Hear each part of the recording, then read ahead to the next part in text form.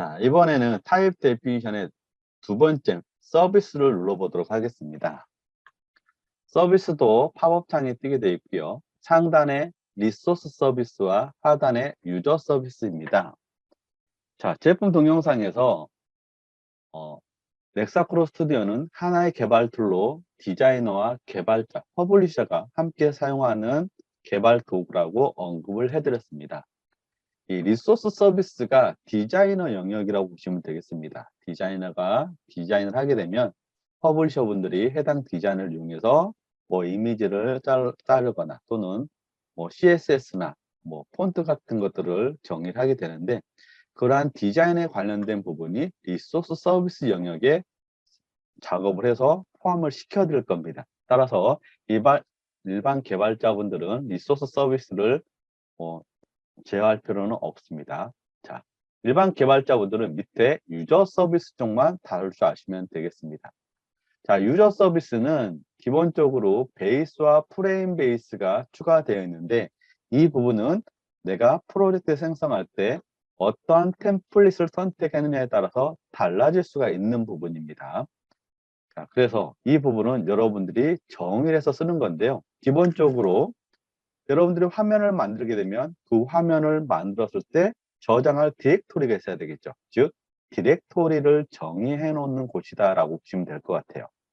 자, 그런데 옆에를 보게 되면 타입이 있습니다. 타입 잠깐 눌러보게 되면 폼이 화면에 대한 소스 타입이에요. 즉, 그것을 폼으로 정의를 해놨고요.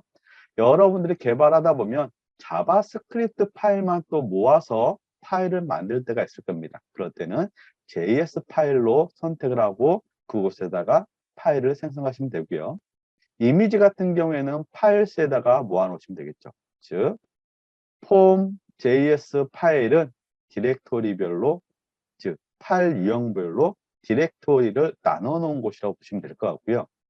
밑에 보시게 되면 JSP, ASP, 세프트에서 모델 부분이 있습니다. 자, 이 부분은 저희가 오후에 이제 다루게 될 텐데, 위에 있는 부분은 화면에 대한 디렉토리를 정의하는 곳이라고 하면, 밑에 있는 부분은 클라이언트에서 서버 간의 데이터 통신을 할 때 통신 URL을 지정해 놓는 부분입니다. 자, 일단 이 부분은 통신 URL을 기입하는 곳이다 정도만 알고 오후에 추가적인 내용은 설명드리도록 하겠습니다. 자, 오른쪽으로 넘어가 보도록 하겠습니다. 쭉 넘어가 보게 되면 include sub 디렉토리라고 하는 부분이 있어요. 자, include sub 디렉토리는 이 프레임 베이스 하이 디렉토리의 디렉토리를 설정하겠느냐 여부입니다.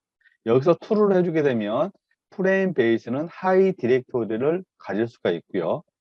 false를 하게 되면 하이 디렉토리를 생성할 수가 없습니다. 자, 이 부분은 디폴트 값은 false입니다. 따라서 서브 디렉토리를 만들고 싶다 하시면 이 부분을 true로 해주시면 되겠습니다.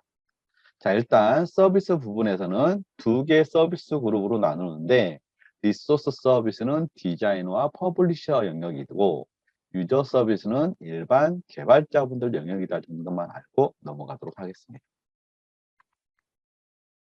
자, 다음은 프로토콜 어댑터입니다. 저희 넥사크로 제품은 기본적으로 HTTP 프로토콜을 사용하기 때문에 별도의 정의를 하지 않게 되면 HTTP 프로토콜은 기본적으로 쓸 수 있어요. 하지만 프로젝트를 개발하다 보면 여러분들 회사만의 특별한 프로토콜을 만들어서 쓰는 경우가 있을 수 있습니다. 예를 들어서 은행과의 데이터를 주고받기 위한 별도의 전문 프로토콜이 있다고 하면 이 경우에도 넥사크로 제품에서 사용할 수 있게 만들어줘야 되겠죠. 자, 이 과정은 저희 제품에서 제공해주는 SDK 모듈이 있어요. 즉, SDK 모듈을 이용해서 한 번 더 랩핑이라고 하는 과정을 거쳐서 개발하게 되면 개발된 이 최종 결과물을 이 프로토콜에다 등록을 해주게 되면 저희 제품에서 사용할 수 있는 프로토콜로 인식을 하게 되어 있습니다. 자, 기본적으로는 아무것도 정의가 되어 있지 않고요. 이때는 HTTP 프로토콜을 그냥 쏠 수가 있습니다. 다음은 디바이스 어댑터입니다. 예전에는 사용자가 PC에 데이터를 입출력할 때는 키보드와 마우스를 이용해서 인터페이스를 할 수가 있었어요. 하지만 최근에는 기술이 계속 발달하다 보니까 마우스와 키보드는 기본적으로 제공해 주고요. 음성 인식이나 뭐 제스처 같은 것들을 이용해서도 데이터에 대한 인터페이스를 구현할 수가 있는데, 현재 넥사프로 제품에서는 음성 인식과 제스처 기능을 제공을 하고 있습니다. 필요하다고 하시면 여기에다가 등록해서 쓰시면 되고요. 자, 이때 저희 넥사크로 제품에서 실행 환경은 HTML5인 웹 형태와 NR이라고 하는 저희 전용 브라우저 형태로 사용을 할 수 있다고 말씀드렸는데, 이 음성 인식이나 제스처를 사용하기 위해서는 해당 사용자 PC에 설치 모드라고 하는 부분이 설치가 돼야 돼요. 따라서 웹 형태로는 사용할 수가 없고요. NRE 실행 환경에서 추가적으로 사용할 수 있는 기능이라고 보시면 되겠습니다. 별도 정의하지 않으면 기본적으로 제공되는 키보드와 마우스 동작은 기본 쓸 수 있습니다. 자, 다음은 어플리케이션 인포메이션을 보겠습니다. 밑에 어플리케이션 베리어블스가 있고요. 여기에는 데이터셋과 베리어블스가 있습니다. 자, 베리어블스를 보겠습니다. 베리어블스도 여기에 변수를 정해주는 곳이네요. 이 어플리케이션의 베리어블스는 여러분들이 흔히 알고 있는 글로벌 변수라고 보시면 돼요. 즉, 어플리케이션 전체에서 접근해서 쓸 수 있는 변수가 글로벌 변수죠. 따라서 이곳에다가 변수를 정의해서 주시면 돼요. 라든지 뭐 GV언더가 패스워드라든지 이렇게 해서 값을 정의하시면 될 것 같고요. 자, 보시면 어플리케이션에 있는 베리어블스와 인바이러먼트도 베리어블스가 있었죠. 둘의 차이를 다시 한번 설명드리면, 인바이러먼트의 베리어블스는 개발자가 기술에 쓰면 반드시 지워줘야 된다는 제약사항이 있고, 이거에 대한 저장 위치는 내가 실행하는 브라우저의 로컬 스토리지에다 저장이 된다고 말씀드렸어요.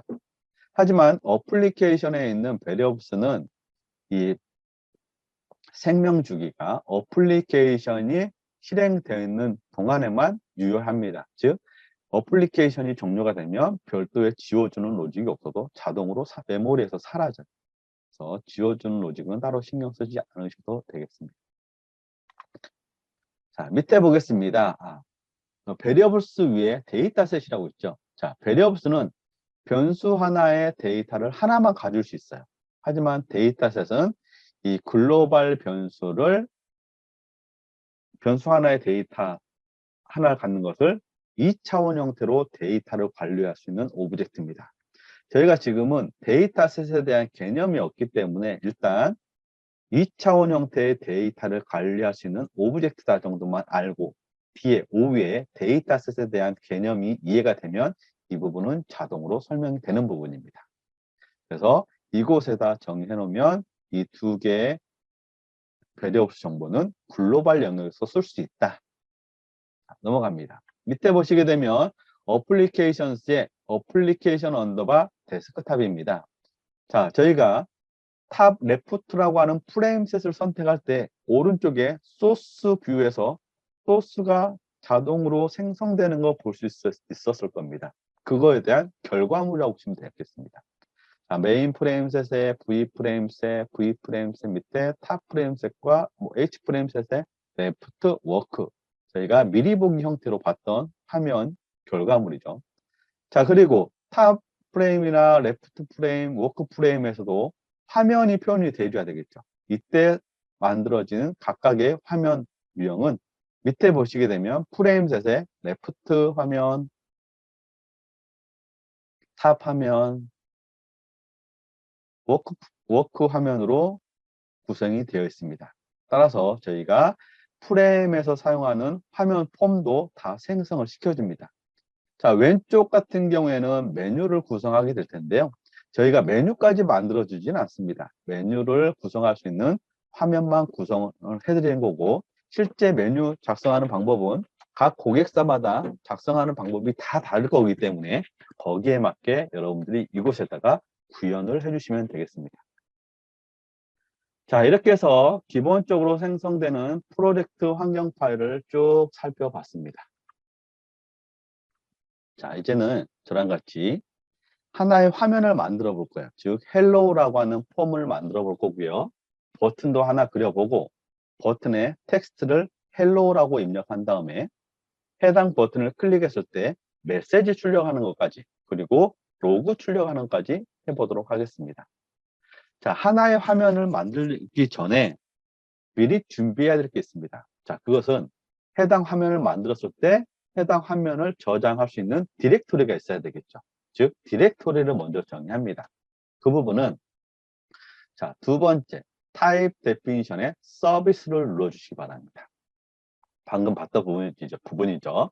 자, 유저 서비스가 개발자가 사용하는 영역이라고 했습니다. 자, 그러면 폼을 만들 거기 때문에 폼을 저장할 디렉토리, 자, 플러스를 눌러주게 되면 추가할 수 있고요.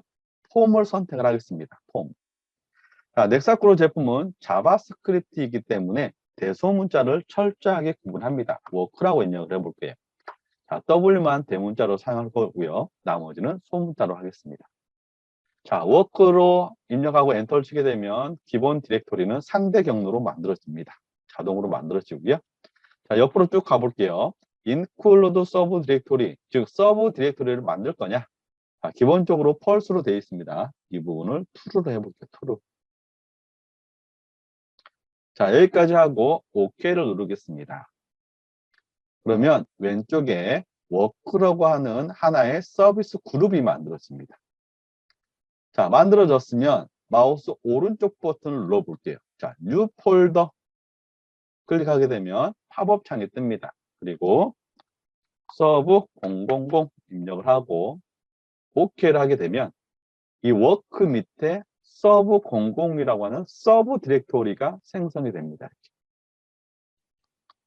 그런데 베이스나 프레임 베이스를 선택하고 마우스 오른쪽 버튼을 누르게 되면 서브 디렉토리 메뉴가 생성되지 않아요. 이것은 include 서브 디렉토리가 기본 펄스이기 때문에 나타나지 않습니다. 따라서 여러분들은 서브 디렉토리를 만들기 위해서는 반드시 true를 해주셔야 돼요. 이렇게 서브 디렉토리 만드는 것까지 해봤고요. 자, 왜 서브 디렉토리 만드는 게 편하냐? 자, 저희 제품 중에 뭐 넥사크로 N 제품도 있지만 뭐 마이 플랫폼, X 플랫폼, 넥사크로 N, 14, 17, N이라고 하는 제품까지 나오게 되어 있는데 넥사크로 플랫폼 17.0까지는 서브 디렉토리를 만들 수가 없었어요. 따라서 디렉토리를 만들 때 이러한 이 디렉토리 명을 거의 암호화해 가지고 사용을 했어요. 즉 앞에 세 자리는 업무 구분, 뒤에 세 자리는 메뉴명, 이런 식으로 각각 코드화해서 사용을 했었는데 이제는 이렇게 좀 더 직관적으로 쓸 수가 있기 때문에 소스 관리가 좀 더 편해졌다고 말씀드릴 수 있겠습니다. 자, 이제는 디렉토리를 만들었으니까 하나의 폼을 만들어 볼게요. 자, 하기 전에 워크를 선택을 하겠습니다. 워크를 선택하고 메뉴 중에 상단 파일의 뉴의 세 번째 메뉴 폼을 선택합니다. 폼 또는 단축키 컨트롤 N을 선택하셔도 이 폼 위자드로 들어올 수 있어요. 자, 다음은 또 다른 방법입니다. 밑에 바로가기 메뉴 중에 세 번째 뉴에 여기서도 폼이 나오죠. 폼을 선택하셔도 폼 위자드로 진입할 수 있습니다. 자, 밑에 로케이션을 봤더니 워크로 선택이 되었네요. 자, 이 워크는 저희가 폼을 누르기 전에 워크를 선택을 하고 폼을 눌러줬기 때문에 선택된 로케이션이 설정이 되는 거고요. 만약에 다른 로케이션으로 바꾸고 싶다 그러면 콤보 박스를 눌러서 다른 쪽으로 변경할 수 있어요. 자, 이때 잘 보게 되면 서브 디렉토리 같은 경우에는 디렉토리 구분이 콜론이 두 개가 포함되어 있습니다. 따라서 이 경로만 봤을 때도 이게 서브 디렉토리인지 알 수가 있어요. 자, 저희는 워크에다 놓겠습니다. 이곳에다가 헬로우라고 입력을 해볼게요. 즉 여러분들이 작성하게 될 업무 화면명이 되겠습니다. 업무 화면명을 여기다 기술해 주시고요. 저희는 교육이다 보니까 파일명을 헬로우로 만들 거예요. 자, 넥스트 누르겠습니다. 자, 넥스트를 누르게 되면 저희가 프로젝트 만들 때 기본 화면 사이즈를 1280-720으로 선택을 했기 때문에 그 정보를 그대로 가져옵니다. 자, 넥스트 누르겠습니다. 자, 이 포지션 정보 있는데요. 이 부분이 상당히 중요합니다. 자, 여러분들이 하나의 어플리케이션을 구현한다고 하면 예전 같았으면 예전에는 모니터의 화면 크기가 다양하지 않았습니다. 따라서 화면 크기를 개발 시에 지정을 했어요. 우리 프로젝트는 1280, 720으로 쓸 겁니다 해서 화면 디자인을 거기에 맞게 다 작업했죠. 하지만 최근에는 사용자 PC 모니터 환경이 워낙 크기가 다양하기 때문에 예전처럼 특정하게 위드 하이트 값을 딱 정해놓고 작업하기는 되게 어려운 환경이 됐어요. 따라서 사용자 PC의 모니터가 크면 여러분이 작업한 화면도 커져야 되고, 줄어들게 되면 작업한 화면도 줄어들어야 되죠. 즉 리사이즈가 자동으로 돼야 됩니다. 그 과정의 첫 번째 단계라고 보시면 될 것 같아요. 자, 연한 회색 부분이 있습니다. 이 부분이 저희가 지금 만들고 있는 헬로우라고 하는 하나의 폼이라고 보시면 돼요. 폼. 그리고 헬로우를 만들기 위해서는 하나하나의 컴포넌트를 이용해서 디자인하게 될 텐데, 이 진한 검은색으로 표현되는 부분이 각각의 컴포넌트라고 보시면 돼요. 모든 컴포넌트는 폼을 기준으로 레프트, 탑, 라이트, 하이트, 바텀, 그리고 위드, 하이트에 대한 속성 값을 가지고 있고요. 여기에 대한 속성은 두 가지 옵션으로 선택할 수 있습니다. 픽셀, 픽셀은 화면이 사이즈가 변경이 되더라도 해당 컴포넌트는 이 폼을 기준으로 이 지정한 사이즈만큼은 변화가 없겠다, 고정하겠다는 게 픽셀이고요. 퍼센트로 주게 되면 화면 사이즈가 변화가 일어나면 자동으로 레프트가 변화가 일어납니다. 이 사이즈가 자동으로 완성이 돼요. 그래서 모든 속성은 픽셀과 퍼센트 두 개 속성을 지정할 수가 있습니다. 자, 그런데 여러분들이 이제 개발해 보신 분들은 아시겠지만 하나의 화면에서 화면 크기가 변경이 된다고 해서 모든 컴포넌트가 다 리사이즈가 일어나는 경우는 극히 드물어요. 실제 해당 화면에서 메인이 되는 데이터를 중심으로 해당 데이터의 컴포넌트가 늘어났다 줄어들었다 하는 경우가 많습니다. 따라서 이 폼 위자드 단계에서는 이러한 속성을 디폴트로 픽셀로 해놓는 게 좋습니다. 그래야 나중에 리사이즈로 구현할 때 작업량을 최소화할 수 있어요. 이건 하나 그냥 팁으로 알려드리는 겁니다. 따라서 위자드 단계에서는 픽셀로 고정한다 해놓으시고요. 여기에 세이브 옵션을 체크하시면 되겠습니다. 자, 그리고 피니시를 눌러주세요. 자, 피니시를 눌러주게 되면 워크라고 하는 서비스 그룹 밑에 헬로우라고 하는 하나의 폼이 만들어지고요. 화면 사이즈는 1280, 720이라고 하는 화면 크기로 완성이 됐습니다. 자, 이곳에다가 이제 여러분들이 업무 화면을 디자인하시면 되는 거예요. 자, 저희는 해당 화면에다가 버튼을 배치해 볼 겁니다. 즉, 상단에 있는 오브젝트 리스트 중에서 그리고자 하는 버튼을 선택을 하고 클릭을 합니다. 클릭. 자, 상단에 있는 오브젝트 중에서 선택을 하고 클릭하게 되면 해당 컴포넌트가 가지고 있는 디폴트 사이즈, 위드 하이트로 완성이 돼요. 또 다른 방법은 버튼을 선택을 하고 원하는 크기로 드래그를 합니다. 드래그를 하게 되면 여러분이 드래그한 사이즈로 자동으로 완성이 돼요. 자, 지금 제가 설명을 버튼으로 드리고 있지만 모든 컴포넌트의 작업 방법은 동일합니다. 자, 버튼이 만들어져 있습니다. 자, 버튼이 만들어졌으면 버튼의 텍스트가 버튼 00으로 되어 있는데 이 버튼의 텍스트를 한번 바꿔보도록 할게요. 자, 투비소프트로 한번 바꿔볼까요? 자, 텍스트라고 하는 속성을 바꾸는 방법입니다. 첫 번째, 현재 버튼은 여기서부터 여기까지죠. 그리고 텍스트는 버튼 00입니다. 자, 이 공간이 있죠. 이 공간. 이 공간을 클릭하는 거예요. 자, 클릭, 클릭. 두 번 해보세요. 클릭, 클릭. 너무 빨리 하시면 안 돼요. 클릭, 클릭. 시간차를 좀 두셔야 됩니다. 그러면 편집 상태로 바뀝니다. 이곳에다가 투비소프트 입력을 하고, 자, 텍스트를 치다 보면 줄바꿈을 하고 싶을 때가 있겠죠. 그럴 때는 컨트롤 엔터를 치는 거예요. 컨트롤 엔터.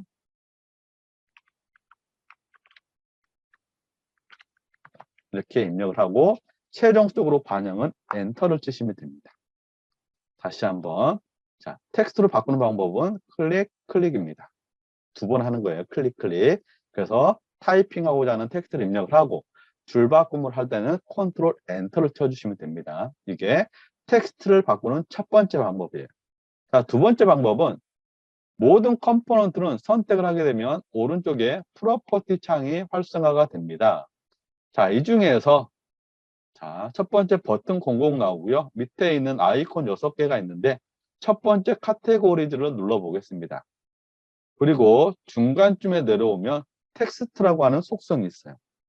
방금 내가 입력했던 투비소프트 김재범입니다라고 하는 텍스트가 입력이 된 걸 알 수 있습니다. 즉, 저희가 작업을 하게 되면 최종적으로 해당 속성의 값이 세팅하는 형태로 되어 있어요. 자, 여기서도 직접 값을 입력할 수 있습니다. 물론 한 줄짜리라고 하면 그냥 입력을 하고 엔터를 치시면 되고요. 여기서도 줄바꿈을 하고 싶다. 옆에 있는 콤보를 클릭을 해서 텍스트 에어리어 상태로 바꾼 다음에 엔터를 치고 자, 입력을 한 다음에 엔터를 쳐주시면 되겠습니다. 자, 텍스트를 바꾸는 두 번째 방법이었습니다. 세 번째 방법은 해당 컴포넌트를 선택을 합니다. 그리고 단축키 F2를 누르시면 돼요. F2. 아마 많은 개발자분들이 이 방법을 쓰지 않을까 생각을 하는데요. 자, 입력을 하고 헬로우로 입력한 다음에 최종적으로 엔터를 쳐보겠습니다. 자, 지금까지 버튼을 만들고 속성을 바꾸는 방법 3가지를 설명드렸어요. 한 가지가 더 있습니다. 한 가지는 스크립트를 이용해서 변경하는 방법이에요. 이따가 설명드릴게요. 자, 이번에는 텍스트를 바꿨으니까 해당 버튼을 클릭했을 때 얼럿이라고 하는 메시지 창을 출력 한번 해보도록 하겠습니다. 즉, 이벤트를 거는 방법입니다. 해당 버튼을 선택을 하고 더블 클릭을 빨리 하시는 거예요. 이미 아까 편집 상태로 변경을 할 때 너무 빨리 하신 분들은 이미 경험하셨을 수도 있는데요. 해당 버튼을 선택하고 버튼을 더블 클릭 빨리 하게 되면 해당 버튼이 가지고 있는 디폴트 이벤트로 걸어져요. 자, 두 번째 방법입니다. 두 번째는 자, 현재 저희는 스크립트 탭이 열려져 있는데 하단에 디자인 탭을 선택을 해주세요. 디자인 탭. 자, 버튼을 선택을 하고 이번에는 오른쪽 프로퍼티 창을 보겠습니다. 프로퍼티에서 네 번째 아이콘 이벤트를 눌러볼게요. 이벤트. 이벤트를 클릭하게 되면 저희가 만들었던 이 버튼이 그대로 있습니다. 자, 이 부분을 직접 입력해 볼게요. fn 언더바 헬로. 자, 그리고 엔터. 그러면 내가 입력한 이벤트로 이벤트 생성을 시켜주고 연결해 줍니다. 즉, 두 가지 방법으로 이벤트 걸 수 있는 걸 보여드렸어요. 자, 저희는 버튼 00에다가 이벤트 처음에 만들었던 버튼 00으로 연결을 시켜줄게요. 이럴 때는 옆에 있는 콤보를 클릭하게 되면 이 현재 폼에 있는 모든 이벤트 리스트가 나타나요.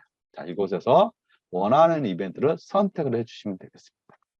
그러면 여기다가 이제 필요한 스크립트를 작성을 할 건데요.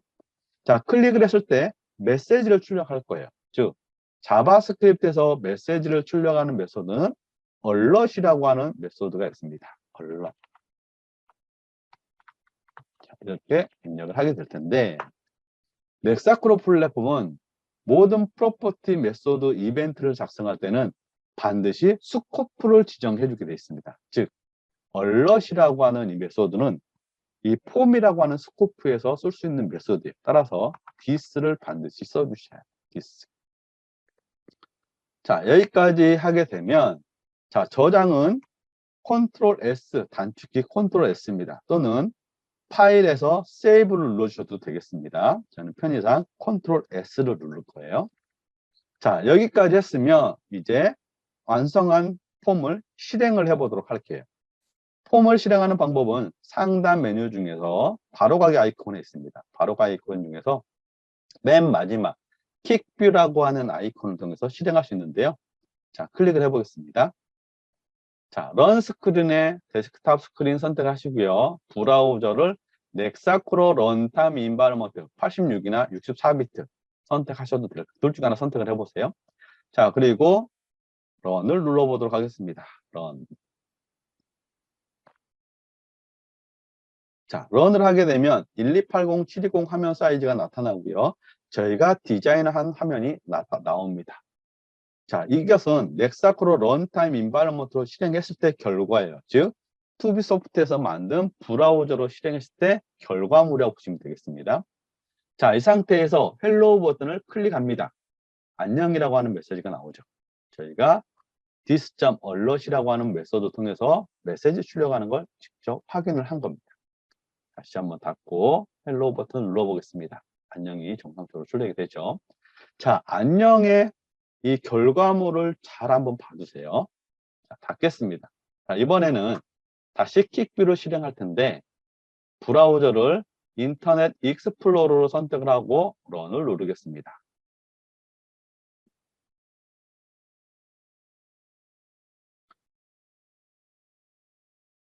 자, 인터넷 익스플로러를 실행했을 때도 동일한 화면이 나타나게 되고요. 여기서도 헬로우 버튼이 나오게 되겠죠. 자, 이 상태에서도 버튼을 한번 눌러보도록 하겠습니다. 자, 안녕이라고 하는 메시지가 출력되는 걸 잘 봐두세요. 자, 닫겠습니다. 자, 이번에는 다시 킥뷰를 선택할 텐데요. 브라우저를 넥사크로 에뮬레이터로 선택을 한번 해볼게요. 에뮬레이터. 자, 런을 누르겠습니다. 자, 에뮬레이터는 넥사크로 런타임 인바이러먼트로 실행했을 때 결과하고 비슷한데 다른 거라고 하면 상단에 스크린 정보가 들어가 있네요. 자, 에뮬레이터는 모바일 환경이나 태블릿 환경을 개발할 때 많이 쓰는 겁니다. 모바일이나 태블릿 같은 경우에는 디바이스 종류별로 화면 사이즈가 다양을 하죠. 자, 이럴 때 많은 개발자분들이 모든 디바이스로 준비를 해서 테스트를 하기는 쉽지 않습니다. 따라서 표준에서 정해져 있는 화면 사이즈가 있다고 하면 이곳에서 직접 입력을 해봄으로 인해서 단말기를 교체하지도 않고 화면 사이즈를 확인해 볼 수 있는 하나의 유틸리티 팁이라고 보시면 되겠습니다. 여기서도 헬로우 버튼 한번 눌러볼게요. 안녕이 나오죠. 닫겠습니다. 한 가지만 더 보여드릴게요. 이번에는 브라우저 크롬을 한번 선택해 볼게요. 자, 기본적으로 저희는 5대 브라우저를 지원을 합니다. 그런데 지금 5대 브라우저가 다 나타나지 않고요. 이 리스트는 현재 제 PC에 설치되어 있는 브라우저 리스트만 나타나게 돼 있어요. 만약에 5대 브라우저를 다 설치했다 그러면 여기에 나타나게 될 겁니다. 여러분들은 PC에 크롬이 설치되어 있으면 리스트에 나타날 거고요. 인터넷 익스플로러만 선택되어 있다 하면 크롬은 나타나지 않을 겁니다. 나중에라도 크롬을 설치하게 되면 이 리스트에 나타나니까 참고하시면 될 것 같고요. 자, 크롬을 선택을 하고 런을 한번 눌러보겠습니다. 크롬을 왼쪽 브라우저에다 화면에다 모니터에다 띄워놨기 때문에 자, 이 상태에서도 화면을 볼 수가 있고요. 여기서도 클릭을 한번 해볼게요. 여기서도 안녕이 출력되는 걸 볼 수 있어요. 자, 제가 지금 4가지 방법으로 화면을 보여드렸습니다. 그리고 메시지 출력되는 걸 보여드렸는데 메시지를 보면 좀 이상한 게 있지 않나요? 자, 눈치채신 분들은 채팅창에다가 좀 남겨주시면 감사하겠습니다. NRE로 실행했을 때, 크롬으로 실행했을 때, 뭐 에뮬레이터로 실행했을 때, 인터넷 익스플로러로 실행했을 때 메시지 창은 뜨는 건 확인했는데 뭔가 좀 달랐죠. 뭐가 달랐을까요?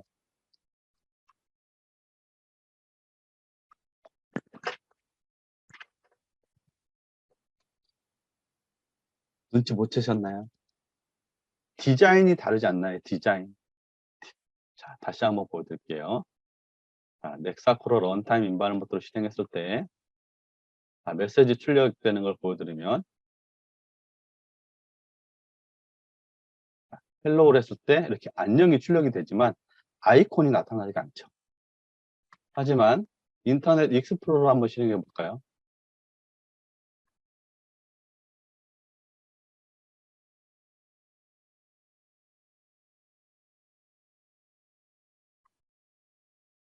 클릭을 하게 되면 안녕이 뜨지만 아이콘이 또 추가가 됐죠.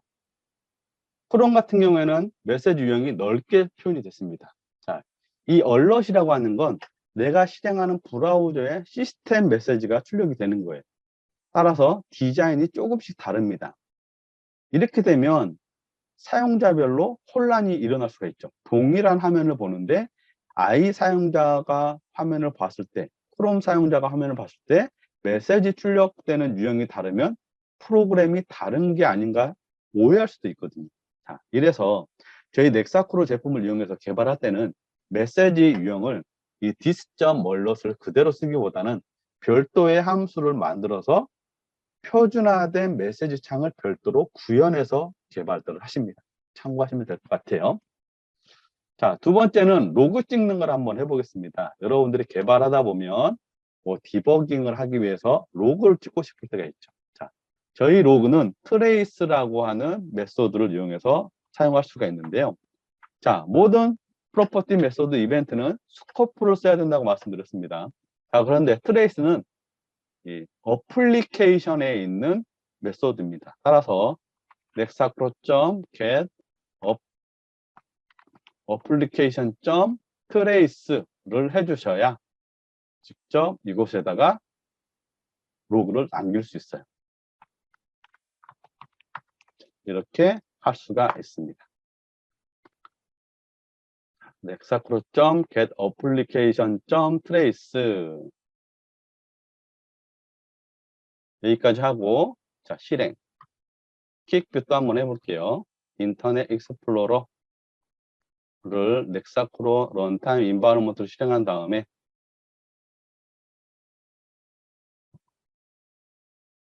이렇게 빠졌네요. 이렇게 써주셔야 됩니다. 넥사켓 어플리케이션까지 진입한 다음에 트레이스. 그러면 나타나고요. 자, 트레이스를 저희가 찍었는데 화면에는 나타나지 않죠. 이 트레이스라고 하는 메소드는 이 사용자가 보는 이 결과물이 아니라 개발자분들이 디버깅을 하기 위해서 보는 겁니다. 따라서 헬로우 버튼을 눌러도 안녕이라고 하는 메시지 창은 뜨지만 트레이스 정보 안녕하세요는 보이지 않아요. 자, 어디에 보이느냐? 넥사크로 스튜디오의 아웃풋 창에 이렇게 나타나게 되어 있습니다. 아웃풋 창에 보이는 겁니다. 자, 다음은 인터넷 익스플로러를 한번 실행해 보도록 할게요. 인터넷 킥뷰를 통해서 인터넷 익스플로러를 실행을 합니다. 그리고 런을 눌러보겠습니다.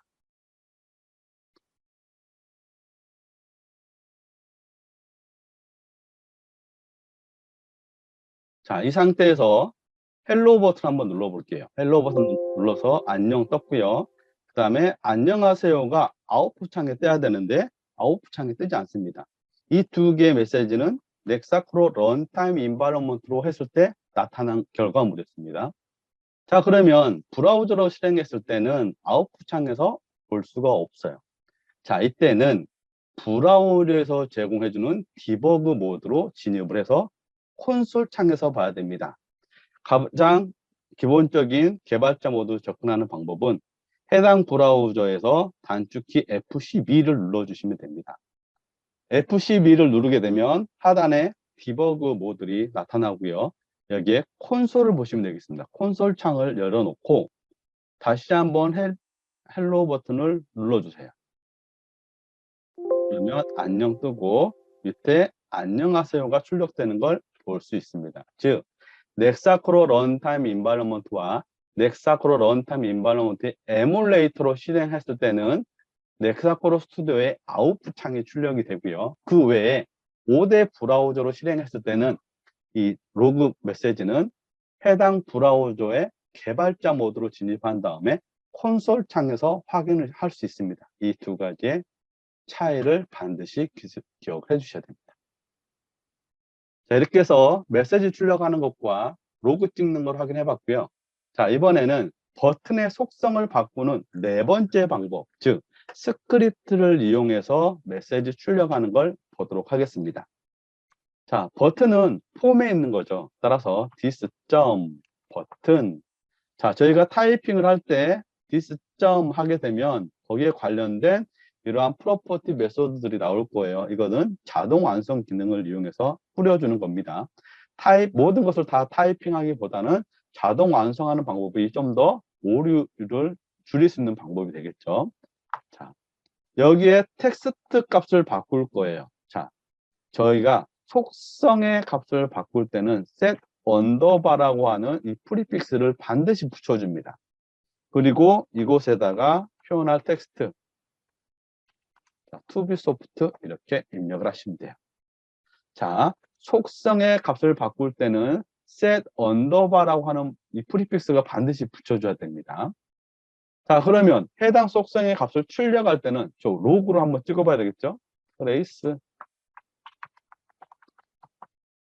버튼점 텍스트 이렇게 썼습니다. 자, 값을 얻을 때는 끄집어낼 때는 get 언더바 이런 게 붙지 않아요. 그냥 속성명만 주시면 돼요. 아셨죠? 자, 그리고 제가 모든 프로퍼티 메소드 이벤트를 쓸 때는 스코프를 줘야 된다고 말씀드렸죠. 그리고 트레이스라고 하는 메소드는 어플리케이션 영역에 있는 스코프라고 말씀드렸습니다. 자, 그런데 제가 지금 이 앞에 스코프를 생략하고 썼어요. 트레이스. 자, 이렇게도 가능합니다. 자, 여러분들께서 개발해 보시면 알겠지만 메소드 중에 얼럭과 트레이스는 정말 많이 쓰시게 될 거예요. 따라서 이 얼럭과 트레이스 두 개의 메소드에 대해서만 저희가 생략 가능하도록 허용을 해놨어요. 나머지는 반드시 써주셔야 되고요. 가능한 얼럭과 트레이스도 스코프로 써주길 권장을 드립니다.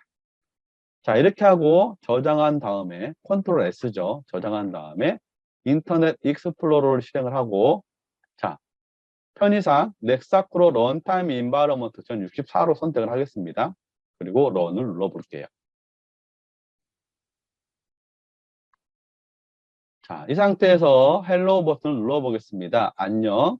그리고 투비소프트로 바꿔줬죠. 그리고 로그에도 투비소프트가 출력되는 걸 볼 수 있었습니다. 이렇게. 자, 따라오고 계시죠? 자, 그런데 잘 보시면 여러분들이 지금은 화면을 그릴 때 저희가 제공해주는 버튼을 선택을 하고 클릭한 다음에 자동으로 부여된 버튼 00이라고 하는 이 아이디로 스크립트를 작성을 했죠. 근데 여러분들이 실제로 프로젝트를 할 때는 이러한 버튼을 하나하나 만들 때도 이러한 명령 규칙에 의해서 작성을 하게 돼 있어요. 최근 프로젝트 진행되는 유형을 보게 되면 프로젝트 기간이 워낙 짧습니다. 그렇다 보니까 예전처럼 사용자 요구사항 받아서 설계하고 설계가 끝나면 화면 디자인하고 화면 디자인된 걸 바탕으로 뭐 공통 모듈도 만들고 그 다음에 교육을 통해서 프로젝트가 진행이 되는 이러한 순차적인 과정이 매끄럽게 진행되고 있는 곳이 많지 않는 것 같아요. 대부분 분할해서 병렬로 작업을 많이 처리하는 것 같아요. 설계가 부족한 부분은 설계를 하고 있고 한쪽에서는 표준화 작업하고 있고 한쪽에서는 미리 화면을 받아서 개발을 하는 경우도 많은 것 같아요. 여러분들은 맨 마지막 일반 개발자분들이 화면을 미리 받아서 미리 화면을 개발하는 과정이라고 가정을 하게 되면 지금처럼 헬로우라고 하는 화면을 만들 때 저희가 제공해주는 버튼을 만들고 클릭한 다음에 제품에서 정의된 아이디를 이용해서 개발하게 될 겁니다. 그런데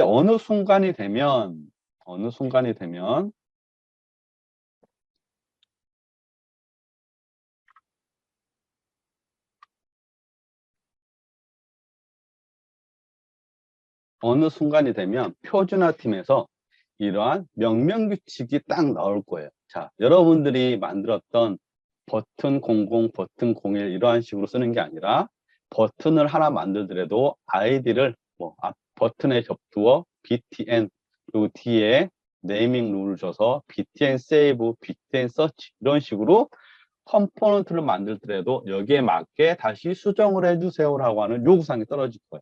그럼 여러분들 어떻게 해야 돼요?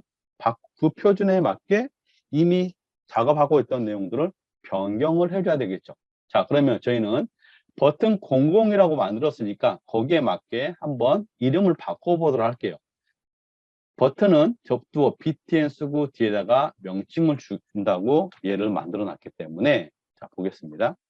자, 버튼을 선택하고 자, 첫 번째 카테고리로 세 번째 프로퍼티를 선택하고 다시 카테고리를 눌러주세요. 자, 여기에 보게 되면 두 번째 아이디가 있습니다. 이 부분이 btn hello 이렇게 아이디를 지정을 해주게 되어 있죠. 한번 바꿔보도록 하겠습니다. 자, 여러분들이 새로운 표준화 문서를 만나서 명명 규칙을 새롭게 변경을 해보는 겁니다. 이 상태 아이디를 바꾸고 여러분들이 개발되어 있는 화면이 정상적으로 동작하는지 확인을 해봐야 되겠죠. 자, 킥비를 통해서 다시 눌러보겠습니다. 자, 넥사크로 런타임 인바이러먼트에 64비트 선택해 주고요. 런을 눌러볼게요. 자, 그리고 버튼을 눌러봅니다. 안녕. 투비소프트가 변경이 돼야 되죠. 그런데 투비소프트가 변경되지 않았습니다. 그리고 봤더니 밑에 하단에 아웃풋 창에 오류 메시지가 출력되는 걸 볼 수 있어요. 자, 이 오류 메시지는 표준화 작업 문서를 받아서 여러분들이 표준화를 적용할 때 가장 먼저 만나는 오류 메시지가 될 겁니다. 자, 해당 오류 메시지만으로 이 스크립트 어디가 잘못되어 있는지 예상이 되는 분이 있을까요? 자, 예상이 되시는 분은 채팅창에 남겨주시면 감사하겠습니다. 자, 해당 스크립트가 이전에는 잘 동작을 했는데 저 아이디를 바꿈으로 인해서 오류가 발생을 하고 있어요. 어디서 잘못됐을까요?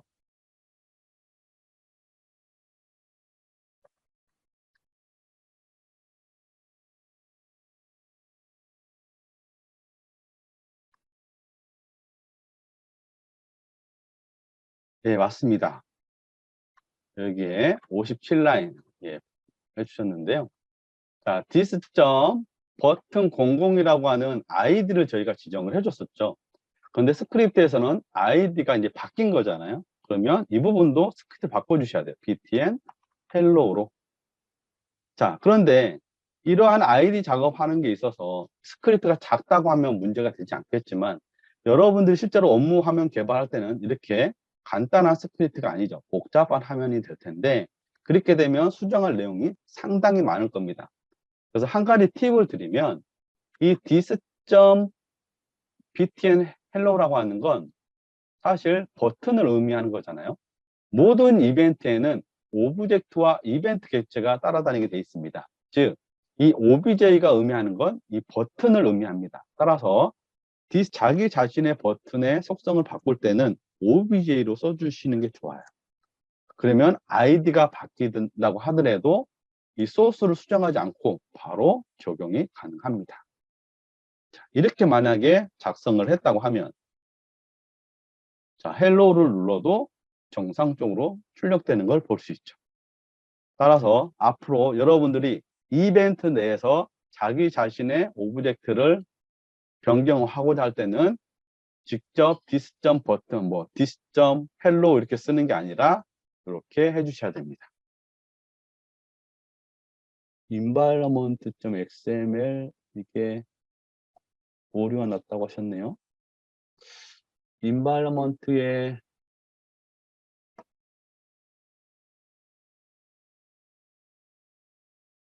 여기 environment의 variables 부분을 삭제를 한번 해보시겠어요? 삭제 그리고 저장 눌러보세요. 그리고도 오류가 떨어지는지. 자, 거의 마무리가 됐기 때문에 일단 진행을 하고 그 부분은 제가 봐드리도록 하겠습니다. 자, 이렇게 여러분들이 오브젝트를 접근할 때는 여기에는 파라메타를 이용해서 접근을 하게 되면 아이디가 바뀌더라도 두 번 작업하지 않고 바로 쏠 수 있어요. 자, 다음은 변수 선언하는 방법을 안내해 드리도록 하겠습니다. 넥사크로 플랫폼은 자바스크립트 기반의 언어이기 때문에 자바스크립트 변수 선언하는 방법대로 쓰시면 됩니다. 최근에는 브라우저가 계속 업그레이드 되면서 변수 선언하는 방법도 다양해졌어요. 자, 그런데 저희는 세 가지 변수 선언만 알려드릴 겁니다. 이 세 가지 변수 선언만 가지고도 다 해결할 수가 있는데요. 첫 번째, 바입니다. 바, A, str1 equal abc. 두 번째는 this, str2 equal 1, 2, 3. 세 번째는 str3 equal abc. 자, 이렇게 세 개를 정의를 해볼게요. 자, 물론 펑션 밖에서 썼습니다. 지금 펑션 밖에서 썼기 때문에 스코프가 전역 변수죠. 폼의 전역 변수죠. 이 펑션 안에서 기술하게 되면 얘는 이 스크립트 영역 안에서만 유효한 변수인 거고요. 지금 펑션 밖에서 썼기 때문에 이 폼에서 유효한데 세 가지 타입의 변수 선언을 했습니다. 자, 세 가지 타입의 차이를 설명드리면 첫 번째 str입니다. 바로 선언된 변수예요. 현재 이 스크립트는 헬로우라고 하는 하나의 폼은 밑에 보시면 디자인 탭, 소스 탭, 스크립트 탭으로 구성이 되어 있습니다. 이 바로 정의된 변수는 str1은 이 스크립트 영역에서만 참조할 수 있는 변수예요. 스크립트 영역에서만. 자, 다음은 두 번째입니다. 자, 두 번째 디스 변수는 스크립트 영역에서도 접근할 수 있고요. 자, 디자인 탭. 여러분들이 이제 오후에 사용하게 될 텐데, 컴포넌트에서도 폼에 있는 변수를 접근할 때는 디스 변수를 써주셔야 돼요. 바로 선언하게 되면 컴포넌트에서는 접근할 수가 없습니다. 바는 무조건 스크립트 영역에서만 접근할 수 있는 변수가 바 변수. 디스 변수는 이 스크립트 영역뿐만 아니라 이 디자인 탭에서도 접근할 수 있고 폼과 폼끼리도 접근할 수 있는 폼의 멤버 변수라고 보시면 되겠습니다. 세 번째는 바도 아니고 디스도 아닌 이 변수는 어떻게 됐느냐. 이 변수는 이 어플리케이션의 글로벌 변수로 잡힙니다. 자, 글로벌 변수는 어디다 잡힌다고 그랬죠? 왼쪽에 어플리케이션의 베리어블스 여기다 지정하게 되면 글로벌 변수로 잡힌다고 그랬는데 스크립트에서 이 바나 디스를 생략한 변수는 글로벌로 자동으로 잡혀요. 그렇게 되면 이 폼이 열렸다 닫히더라도 메모리에서 떨어지지 않고 어플리케이션이 살아있는 동안 계속 메모리에 남게 돼 있습니다. 그 부분 꼭 주의하셔야 되고요. 자, 변수에 대한 값을 지정하는 방법입니다. 바 변수는 그냥 str1 equal 1, 2, 3 쓰시면 되고요. 자, 디스 변수는 디스까지 써주셔야 돼요. dis.str2 equal 1, 2, 뭐 abc 이렇게 써주시면 돼요. 바3는 사용하지 않는다고 보시면 되겠습니다. 자, 그런데 이걸 왜 알려드리느냐? 여러분들이 이제 프로젝트를 하다 보면 아시겠지만 저희 제품 중에 마이 플랫폼이라고 하는 제품이 있어요. 마이 플랫폼에서도 이렇게 생략 가능해서 쓸 수 있었습니다. 그때는 이렇게 쓰게 되면 폼의 로컬 변수로 잡아줬어요. 하지만 이것을 그대로 컨버전하게 되면 넥사크로에서는 글로벌로 잡히기 때문에 반드시 바나 디스를 붙여서 써주셔야 메모리에 문제가 생기지 않습니다. 자, 여기까지 해서 기본적인 사용 방법은 다 설명드렸고요. 산출물을 살펴봐야 되는데 이 부분은 식사를 하고 이어서 하도록 하겠습니다. 1시 10분에 뵙겠습니다.